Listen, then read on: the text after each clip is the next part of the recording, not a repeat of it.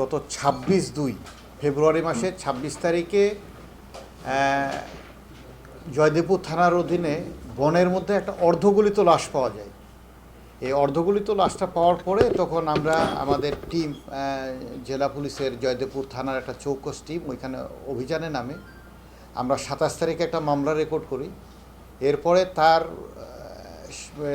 পরিহিত বস্ত্র দেখে তার বাবা নুরুল ইসলাম শনাক্ত করে যে এটা আমার ছেলে আব্দুর রহিম।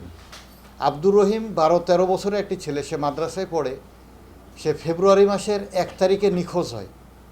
নিখোঁজ হওয়ার পরে তার বাবা থানায় একটি জিডি করে। এই জিডিটা নিয়ে আমরা কাজ শুরু করি বিভিন্ন দিকে, তারপরে তার কোনো সন্ধান পাই না।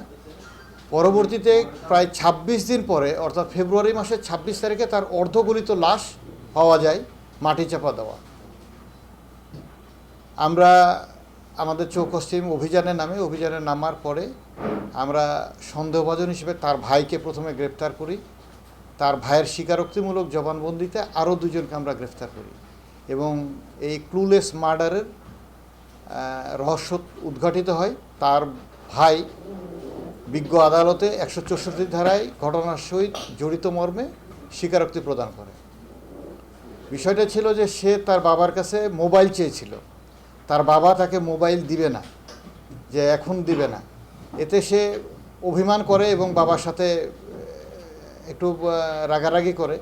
তার ভাই মূলত তাকে শিক্ষা দেওয়ার জন্য তাকে নিয়ে যায় জঙ্গলের ভিতরে এবং তাকে ভয়ভীতি দেখায়। পরবর্তীতে সে যখন তার ভাইকে বলে যে তুমি আমাকে এভাবে ভয়ভীতি দেখালে, আমি বাবাকে বলে দিব, তখন সে সিদ্ধান্ত নেয় যে তাকে মেরে ফেলার এবং তাকে শ্বাসরোধ করে মারে এবং ওইখানে মাটি চাপা দিয়ে ঢাকা দেয়। তার সাথে তার আরও দুজন সহযোগী ছিল, আশিক এবং সুমন। আমরা সেই দুজনকেও অ্যারেস্ট করেছি। টোটাল ৩ জনকে অ্যারেস্ট করে আমরা কোর্টে প্রেরণ করেছি। হ্যাঁ, টোটাল দুজন টোটাল দুজনকে আমরা কোর্টে প্রেরণ করেছি।